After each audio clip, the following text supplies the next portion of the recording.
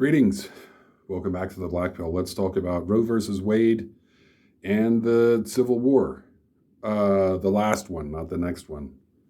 In the beginning, America was a bunch of colonies in the New World, and we were getting taxed heavily to support a collapsing monarchy. United Kingdom, Great Britain, and we sort of decided to be independent of that monarchy. No taxation without representation. The British government refused to give the colonies, the Americas, any representation in the House of Commons, let alone the House of Lords. And so it was easy to just keep taxing the colonists less and less fairly. There's nothing they could do about it. They were thousands of miles away. They couldn't really complain. And so the early proto-Americans decided to be free of that monarchy. After all, what could the king do from 3,000 miles away? Turns out, send soldiers, blockade us, and okay, so now it's war, and we're in a sense a nation, but we're not really a nation. We're not really a nation.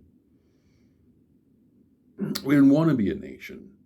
Those proto-Americans wanted to be free of Britain, but they were a fairly diverse bunch of colonizers with their own priorities, their own origin stories, their own dreams.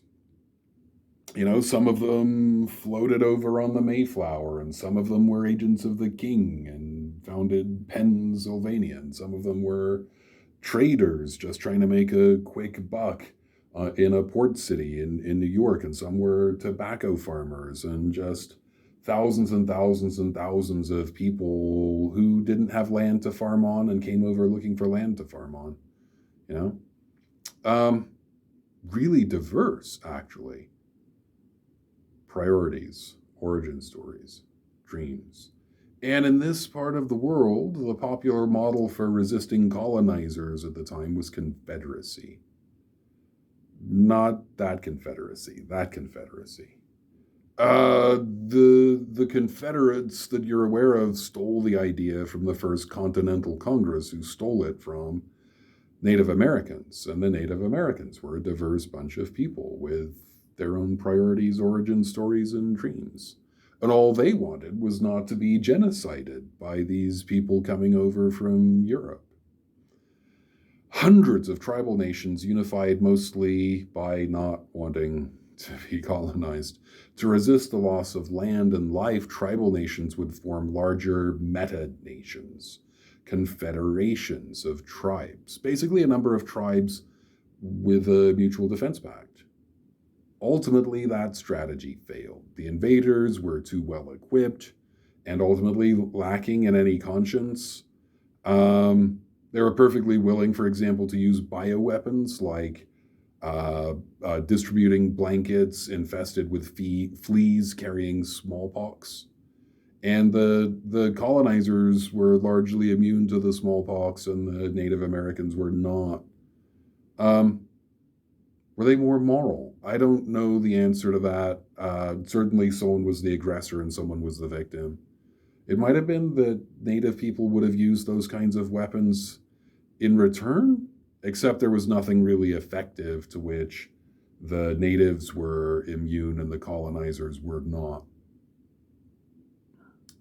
So the 13 colonies of the time, to break away from Britain and resist their army and navy, confederated, following that strategy of Native peoples. And the plan was to be 13 separate nations with a mutual defense pact. That's what state means. In fact, a sovereign nation. You'll hear that word a lot, to stand for nation, when you're doing geopolitics. The federal government was conceived to be weak. Taxation wasn't even a thing in the beginning. States were expected to supply troops as needed, and the Confederation of States was super leery of having a standing army, like an army for a purpose for one conflict that would dissolve. And it took a long history of conflict to actually firmly entrench our military branches as traditions, as things that we're willing to pay for. the Mutual Defense Pact. For example, the Navy seems to have more to do with pirates than it does with actual international affairs. The foundations of the Navy are about combating piracy. So 13 nation states, each with their own laws, customs, traditions, interests, origin stories, each electing their own officials and choosing how to send representatives to the National Congress enshrined in law. The federal government would have very limited power to override state laws, as states were considered sovereign entities. By the mid 1800s, though, the relationship between this weak federal government and the growing number of states was increasingly impractical. In order to have free trade, we needed continental infrastructure, and we needed open borders between states. And some states grew large, populous, and wealthy, while other states remained small, or poor, or unpopulated, or both. Compromise was needed to maintain the Confederation, including allowing slaves to be counted in some ways as citizens, but not allowing them to vote.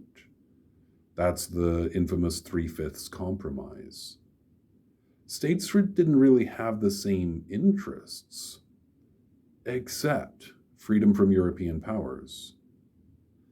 The onset of the Civil War is very much about whether the federal government is a unitary American government that can supersede the rights of sovereign states, relegating states from nationhood to merely local branches of government.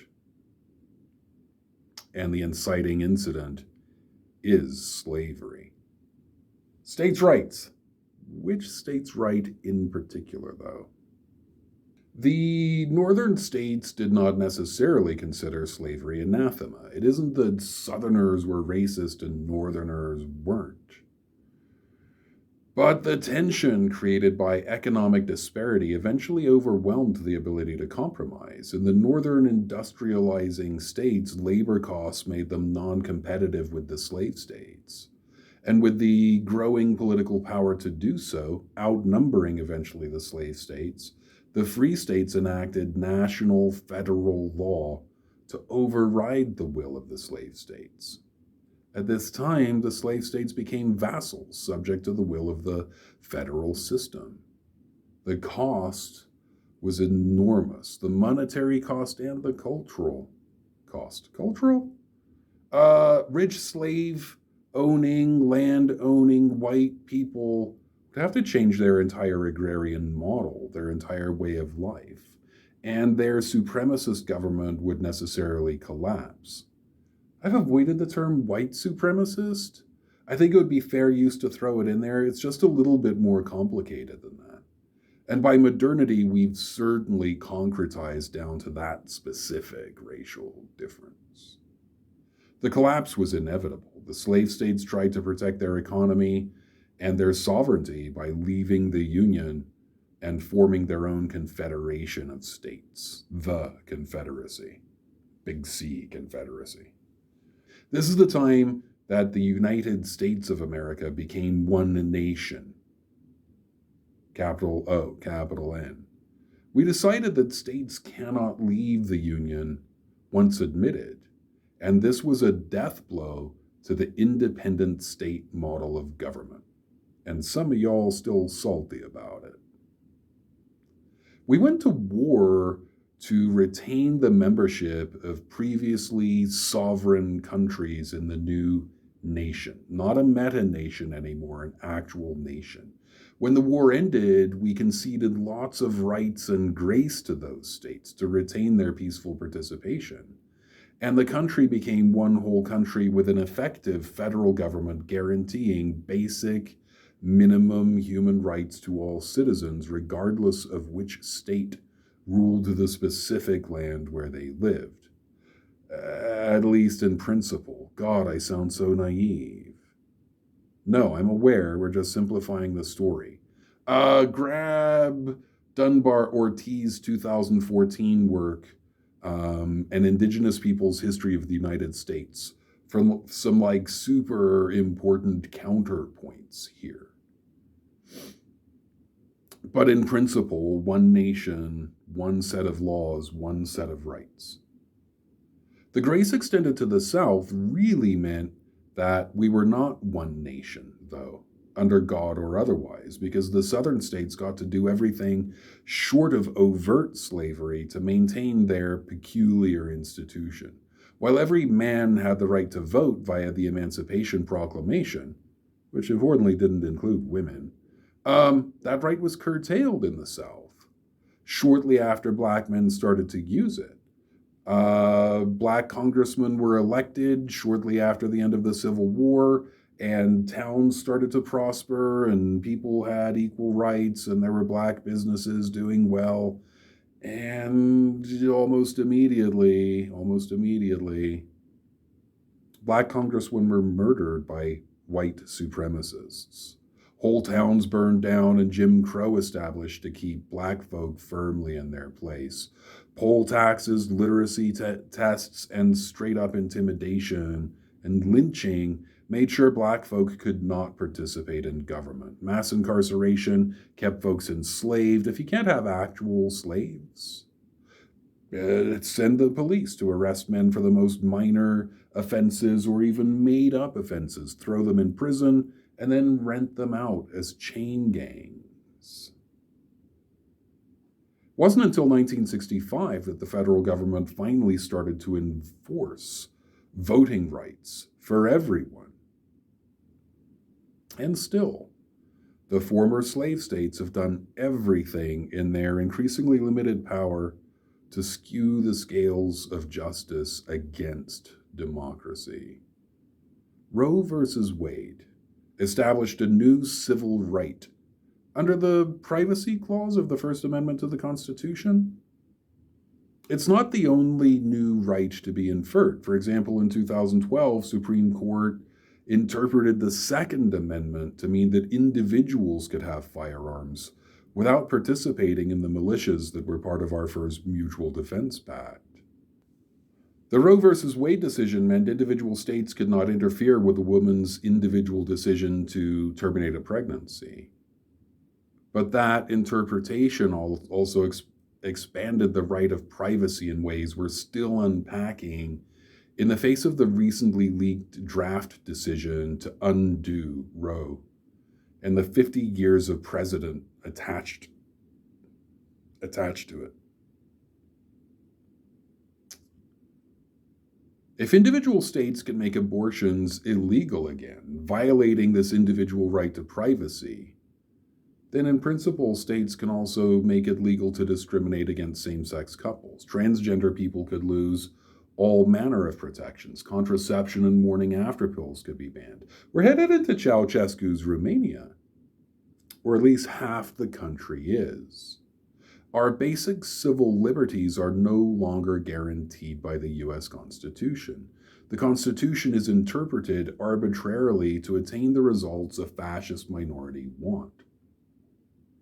This is the purpose of only nominating Federalist Society judges. The Federalists are a group of legal scholars who share one minority outlier opinion. The Constitution should always be interpreted as though it were 1789, not post-1865. Everything after 1865 is invalid because it violates the sovereignty of those original nation states. That means reproductive rights. It means voting rights, too. The conservative court consistently protects the right of states to gerrymander their districts so only Republicans can ever govern. Ultimately means slavery. Some people will have power for arbitrary reasons. Some people will be enslaved for arbitrary reasons. Remember, the Supreme Court is corrupt. 4 of the 9 justices were posted by presidents who lost the popular vote. 1 is married to a woman who engaged in the January 6th insurrection. 3 were appointed by Donald Trump, who not only lost the popular vote, but was able to fill seats left vacant because McConnell in the Senate refused to seat Obama's nominees. 6 of the current justices are current or former members of the Federalist Society. This isn't democracy. It never was. This is the right of fascists to be independent of England.